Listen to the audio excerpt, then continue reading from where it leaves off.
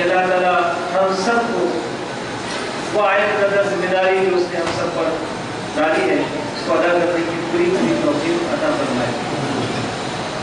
محترم بھائیوں، الحمدللہ یہ دن بھر کا تربیتی اجتماع اب اپنے آخری مرحلے میں ہے۔ ہم نے یہ طے کیا تھا کہ اجتماع جو 10 بجے شروع ہونے والا ہے، 9:30 بجے سے ہم یہاں جمع ہو جائیں گے۔ الحمدللہ بعض ساتھیوں نے اللہ نے جن کو توفیق دی وہ 9:30 بجے حاضر ہوئے اور وضو اور نوافل بھی انہوں نے ادا کی۔ گزارش ہے کہ آئندہ بھی تمام لوگوں کا 10 بجے کا اجتماع ہے تو 9:30 بجے سے حاضر ہونے کی کوشش کرے گا تاکہ رسوئی بھی رہے، ذہن بھی تھوڑا پہلے سے تیار ہو، اللہ کی طرف بھی متوجہ ہو کہ کچھ اس طرح سمجھو اور وقت نکالیں گے تو وقت انشاءاللہ یقیناً نکلے گا۔ اب یہ ہماری میقات کا آخری سیزن ہے، فروری کا مہینے کا یہ اجتماع ہے، ایک اور اجتماع انشاءاللہ مارچ میں ہوگا اور پھر یہ میقات ہماری مارچ میں ختم ہو جائے گی اور اپریل سے نئی میقات شروع ہوگی اور ممکن ہے نیا میرے مقام بھی آئے گا۔ بھائیوں اور بہنوں، ہم نے اپنی اس میقات میں بہت ساری مہمات چلائی، بالخصوص ابھی جنوری اور دسمبر میں نشے کے خلاف ایک بڑی مہم اور میری بیٹی میری عزت کے عنوان سے خواتین کی ایک مہم ہم نے چلائی اور یقین جانیے دوستوں کہ جتنی ہماری محنت کی اللہ سبحانہ تعالیٰ نے اس سے کئی گنا زیادہ ہم کو رزلٹ دیا، نتیجہ عطا فرمایا۔ یہ صرف اور صرف اسی کی مہربانی ہے۔ ہم میں سے کوئی رفیق یہ نہ سمجھے کہ میں نے کام کیا، میں رات کو جاگا، میں نے بھاگ دوڑ کی اور میرے کرنے سے میری کوششوں سے یہ مہم کامیاب ہوئی، کوئی رفیق یہ نہ سمجھے۔ اللہ کے رسول بھی ایسا نہیں سمجھتے تھے۔ ہم انسانوں میں سب سے زیادہ محنت کرنے والے اور قربانی دینے والے، لیکن جب بھی کوئی کام کرتے تو اپنے سارے کام کا کریڈٹ کس کو دیتے تھے؟ اللہ کو دیتے تھے۔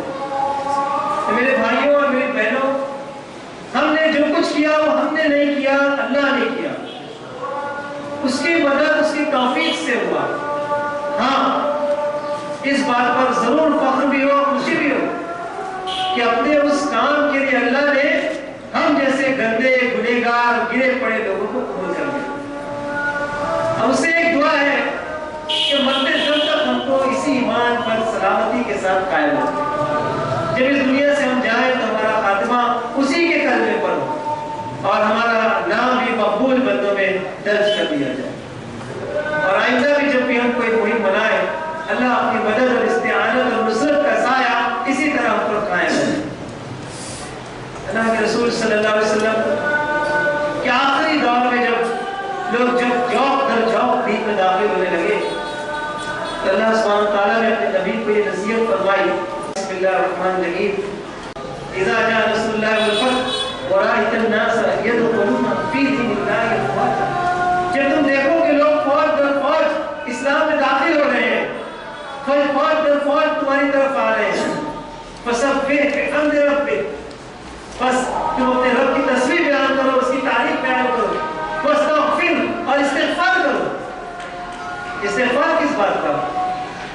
گناہوں سے معافی کس بات کی؟ اسی بات کی کہ اللہ تیرا کام کرنے کے لیے جو حسن مکتوب تھا، تیرے دین کا کام کرنے کے لیے جو احسان مکتوب تھا، جتنے اعلیٰ درجے پر جا کر وہ کام کرنے کی ضرورت تھی، میں اتنے اعلیٰ درجے سے یہ کام نہیں کر سکا، اے اللہ نے مجھے معاف فرما۔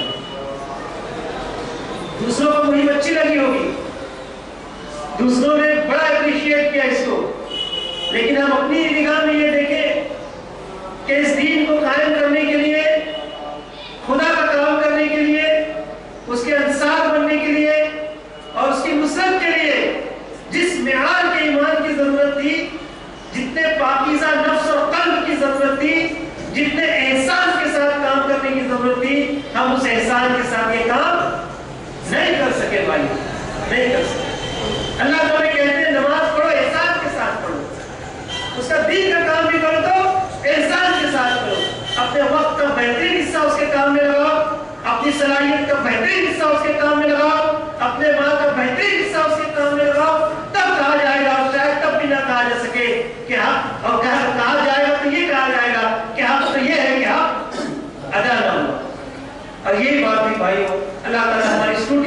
कोशिशों को कबूल फरमा ले। खुदा न खास्ता हमारी ये कोशिश और दूसरों की निगाह में हमारी ये कामयाबी, हमारी नहीं, दूसरों की निगाह में हमारी ये कामयाबी हमें किसी किस्म के किब्र में या गुरूर में मुब्तला न कर दे।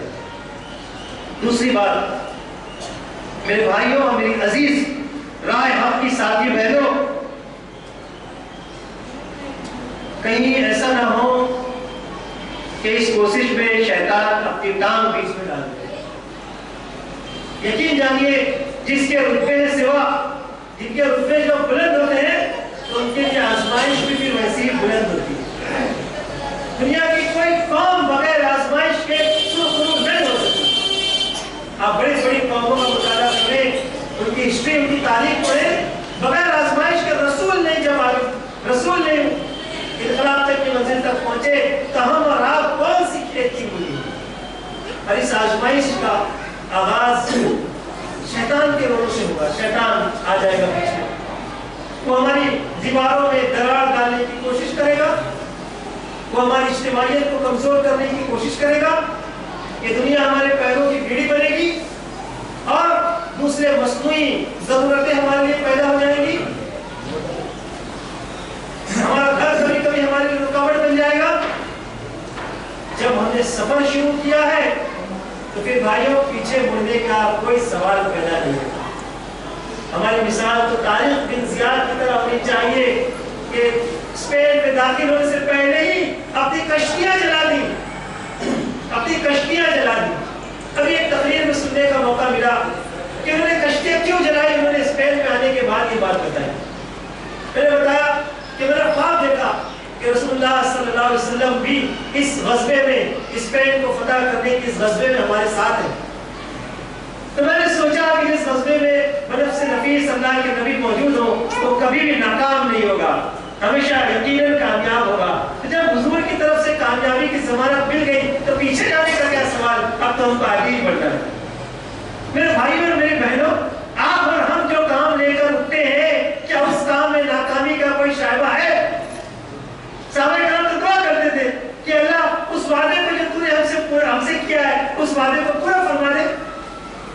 तो अल्लाह उसके रसूल ने जो वादे किए हैं कि अगर इखलास के साथ, खुलूस के साथ हम खुदा के दीन की कामत का ये काम करते रहे तो यकीनन अल्लाह की नुसरत, उसकी मदद और वो चीज जो हमारी आंखें देखना चाहती हैं, हमारी आंखों की ठंडक, नस्र मिनल्लाहि व फतहुल करीब, उसकी मदद और करीब आने वाली फतेह, वो इंशाअल्लाह जरूर मिलेगी।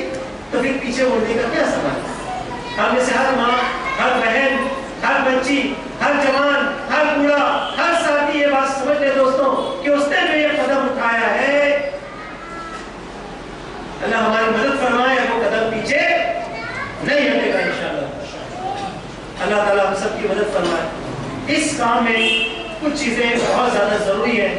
इस गुफ्तगू में मैं उस तरफ आप लोगों को तवज्जो दिलाना चाहता हूँ और इस एहसास के साथ कि सबसे पहले अल्लाह मुझे इस पर अमल करने की तौफीक अता फरमाए। यकीन जानिए दोस्तों, मैं जब आपके अखलाक को देखता हूँ और अपनी तरफ तवज्जो करता हूँ तो मुझे महसूस होता है कि सबसे गंदा और सबसे गुनहगार शायद मैं ही हूँ।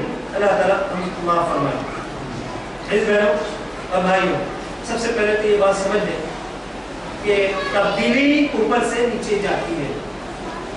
यहाँ बहुत सारे मेरे सामने जो रुकमा बैठे हैं उसमें मैं भी हूँ और दूसरे शोबे जात के सेक्रेटरीज भी, बहनों में भी जिम्मेदार बहनें मौजूद हैं। फिर सेक्रेटरी शोबे जात के शुरा के अरकान, शोबे जात के सेक्रेटरीज, जिम्मेदार बहनें और फिर अरकान, उसके बाद अरकान का नंबर है। आम अरकान के बाद कारकुनान। कुरान मजीद का उसूल ये है कि तब्दीली ऊपर से आती है। कुरान मजीद का सूरह बनी इसराइल में ये उसूल बयान फरमाया गया है कि तब्दीली ऊपर से आती है। हम और आप अपने आप को तब्दील न करें और ये उम्मीद रखें कि दूसरे तब्दील हो जाए, कभी नहीं होगी। ये उल्टी तरतीब कभी काम नहीं करेगी। इसलिए सबसे पहले तो मैं अपने अरकान भाइयों से कहूंगा कि उनको अपने आप को तब्दील करना हो, अपनी जरूरियात कम करनी हो, अपनी ख्वाहिशात पे कंट्रोल लगाना हो, अपनी जान और अपने माल का बेहतरीन हिस्सा तहरीक में लगाना हो।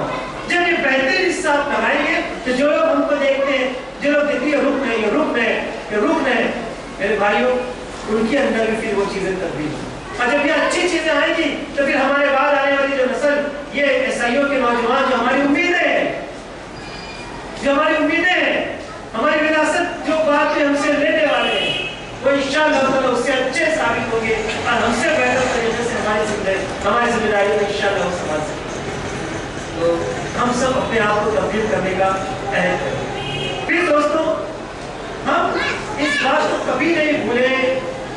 یاد رکھیے، اکثر یہ بات یہ زبان سے نکلتی ہے، اس گندی زبان سے، کہ ہم کوئی این جی او کا کام نہیں کر رہے ہیں.